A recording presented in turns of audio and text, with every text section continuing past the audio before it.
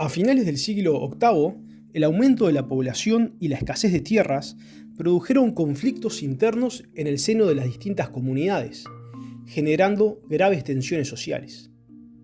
Como forma de descomprimir esta tensión, se produciría un fenómeno de migración hacia diversos puntos del Mediterráneo.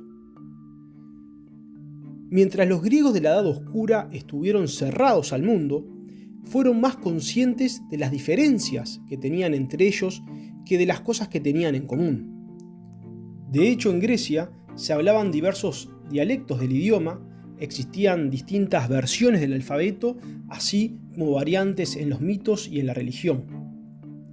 El proceso de colonización, en este sentido, va a resultar paradójico, ya que la expansión de los griegos por el Mediterráneo les va a dar una conciencia de unidad, al poner de manifiesto las grandes diferencias que tenían los griegos con otras tribus o civilizaciones. Entonces, al contrastar con pueblos tan distintos, les permitió formar una conciencia de lo que tenían en común.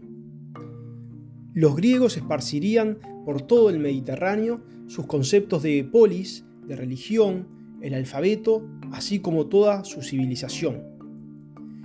Por otro lado, el proceso migratorio coincide cronológicamente con la formación de las primeras polis.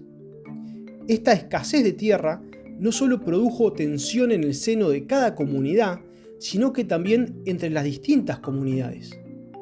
La tierra pasó a ser un bien muy deseado, lo que produjo que las distintas comunidades comiencen a luchar por la posesión de la tierra. Este conflicto contribuye al cinecismo, que es la unión de las distintas aldeas y pueblos bajo la égida de una sola ciudad, conformando así las polis o ciudades-estados, motivado entonces por una necesidad de acrecer la capacidad combativa. Hay que tener presente que tanto el proceso de formación de las polis griegas como el de colonización en el Mediterráneo es llevado a cabo por la aristocracia.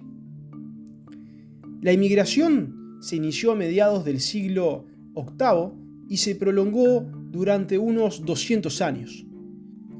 Cuando concluyó en torno al año 540 a.C., el mundo griego se extendía desde el Levante español por el oeste hasta el extremo oeste del Mar Negro. La palabra colonia significaba para los griegos casa lejos o casa fuera de la antigua patria. Muchos griegos sintieron la amarga necesidad de tener que abandonar su tierra con la esperanza de encontrar llanuras fértiles, para poder llevar una vida de ciudadanos en las nuevas polis, debido a la imposibilidad de obtenerlas en la madre patria, así también como para aprovisionarse de metales. La decisión de fundar una colonia sería una de las primeras acciones políticas emprendidas por las polis, que tendría que determinar su futura identidad.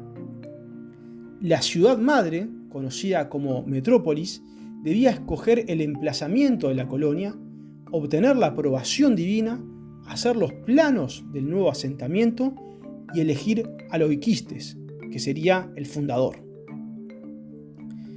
El individualismo que impidió la unión entre las distintas polis griegas a lo largo de toda su historia permitió la independencia de la colonia respecto de la metrópoli.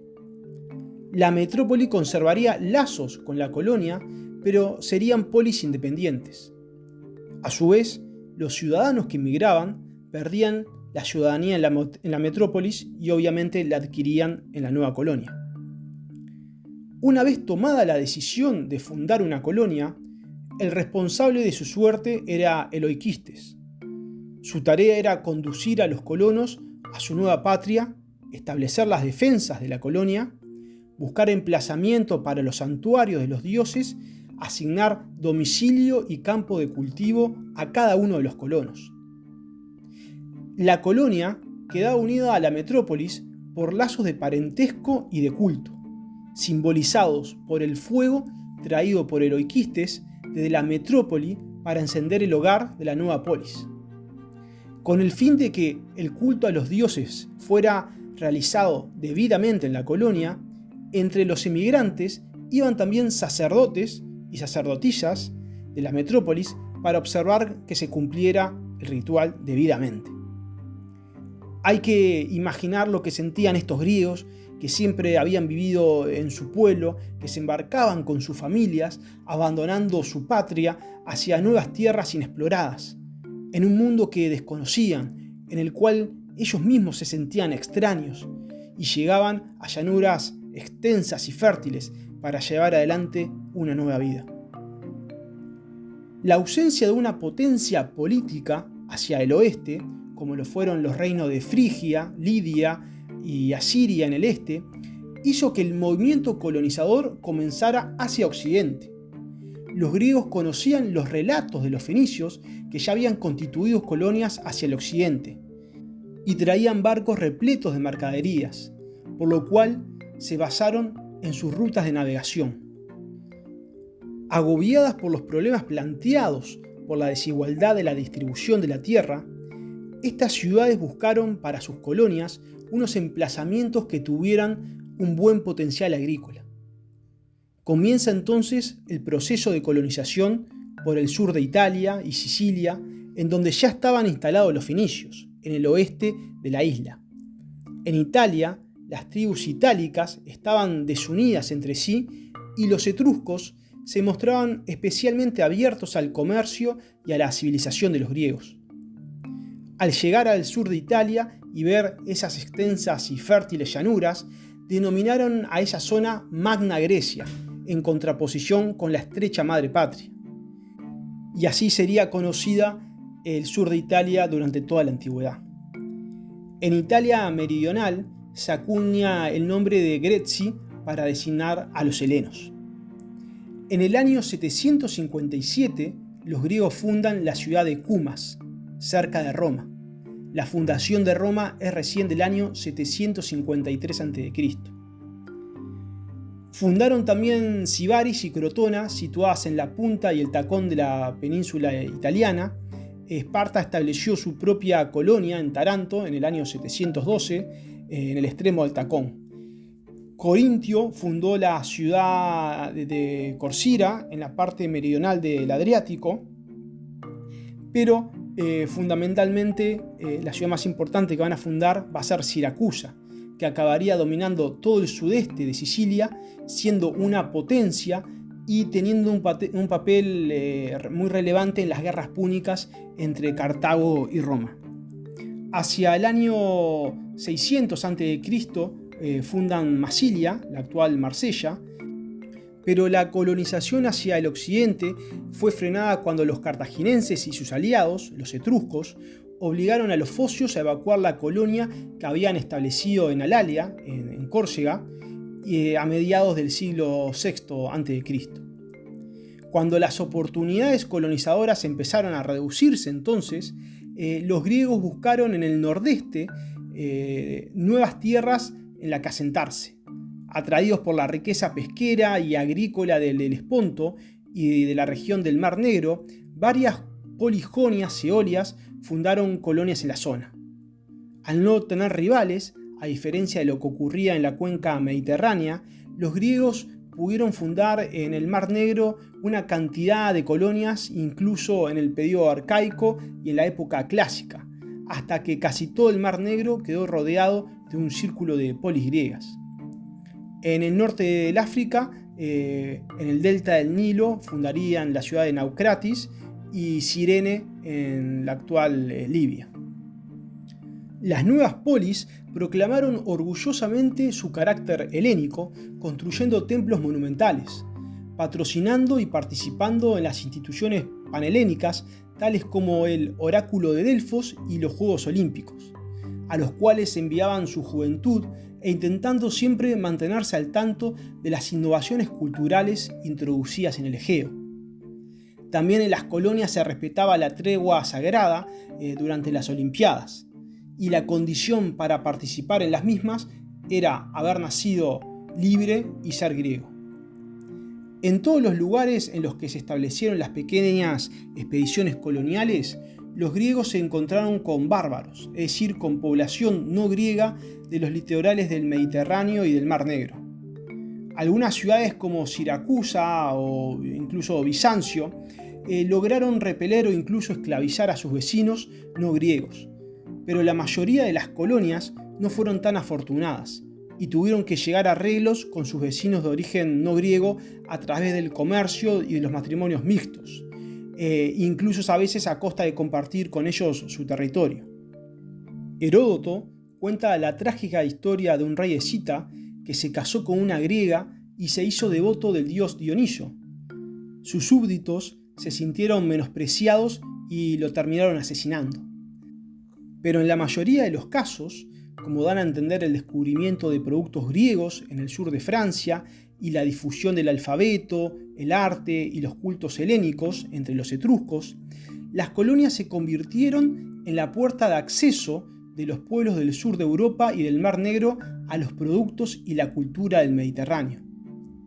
Por otra parte, los intercambios culturales no siguieron una sola dirección, sino que los griegos también absorbieron elementos de las otras culturas, principalmente en el plano de la religión.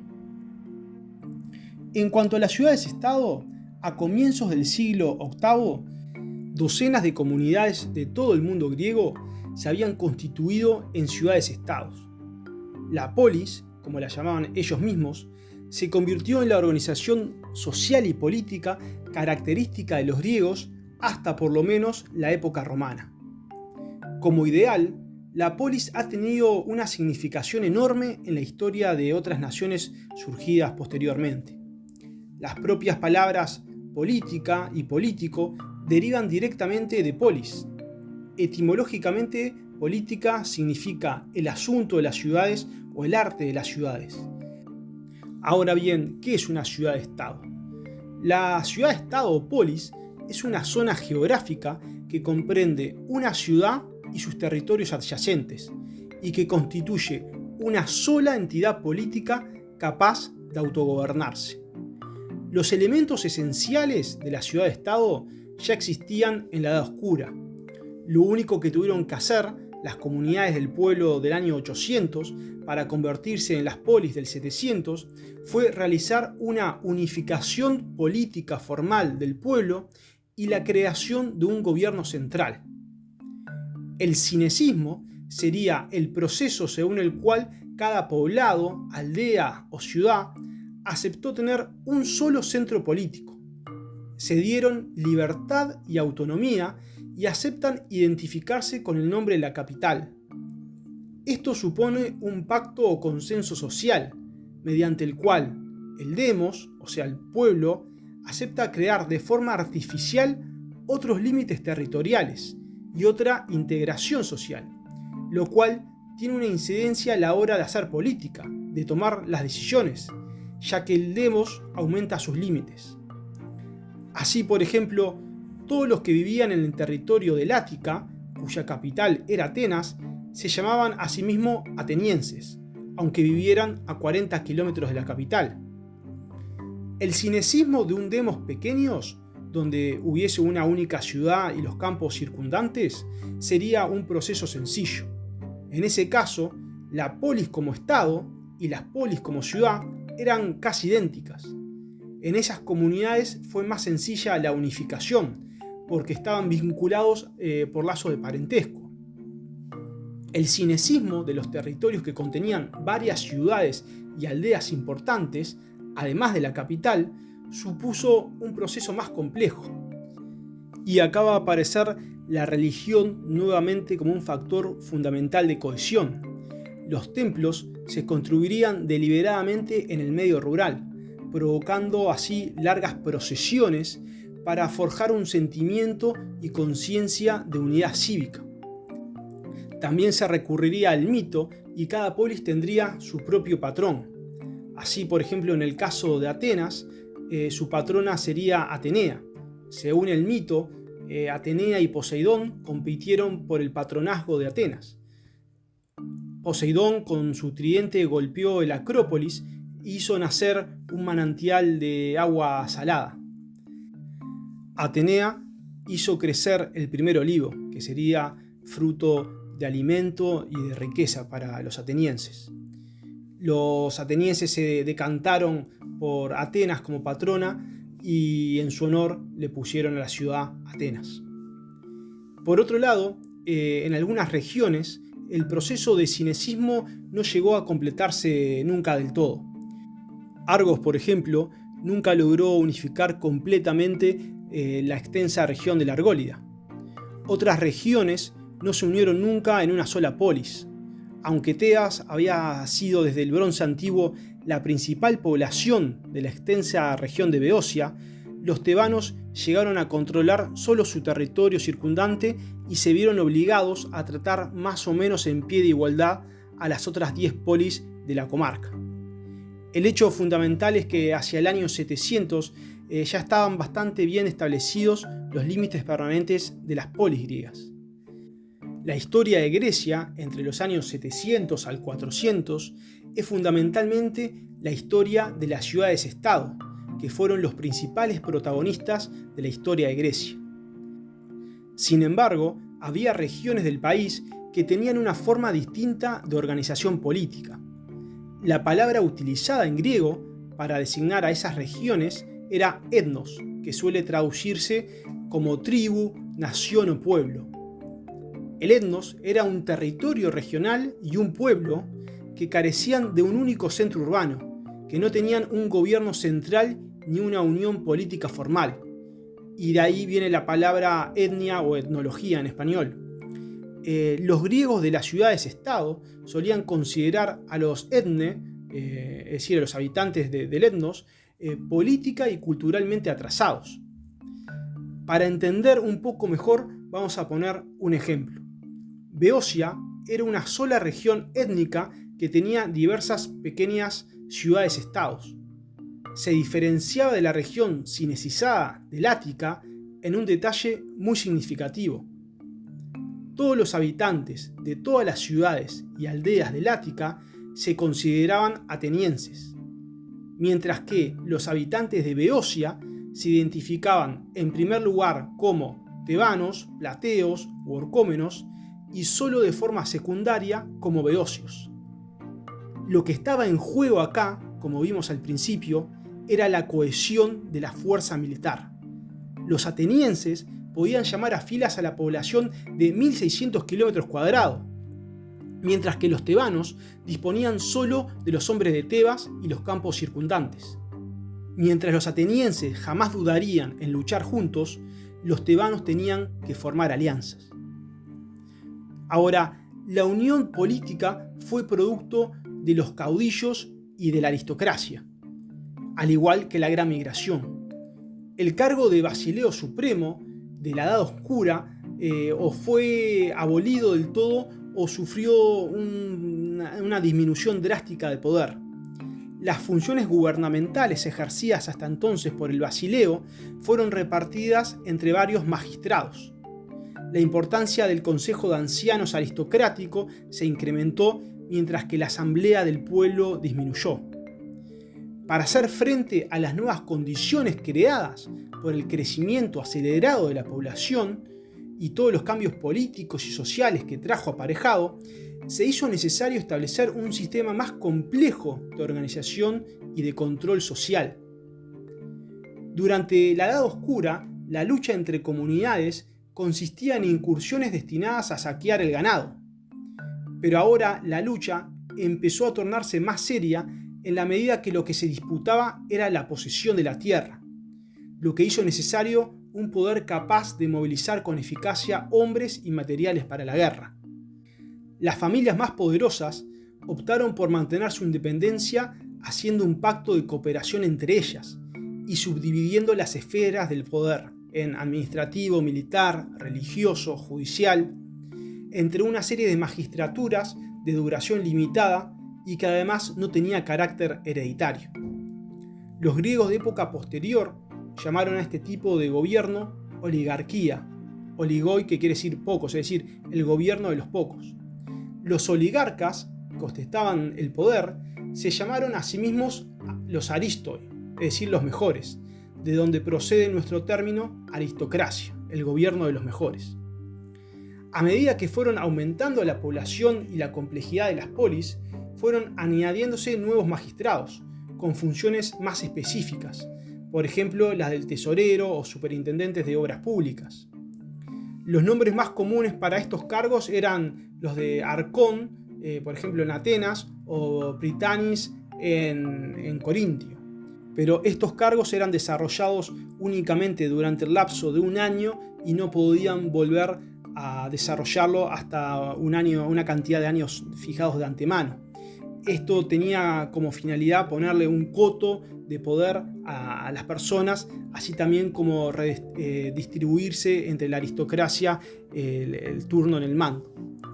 El verdadero centro de poder en el gobierno de las ciudades-estados primitivas no residía, sin embargo, en las magistraturas ni en las juntas, sino en el consejo. A medida que fue aumentando el poder del consejo, mermaba la capacidad de la asamblea compuesta por los ciudadanos. Algunos estados excluyeron de la asamblea a los más pobres y establecieron restricciones de carácter económico para poder acceder. De ahí que una de las motivaciones para migrar sería la conservación de la ciudadanía y de esa forma poder influir en la decisión de los asuntos del pueblo. Aunque hacia el siglo VI a.C. la Asamblea del Pueblo volvería a cobrar poder y preponderancia. Con el comienzo de la colonización y la formación de las polis griegas, entra Grecia en la Edad Arcaica.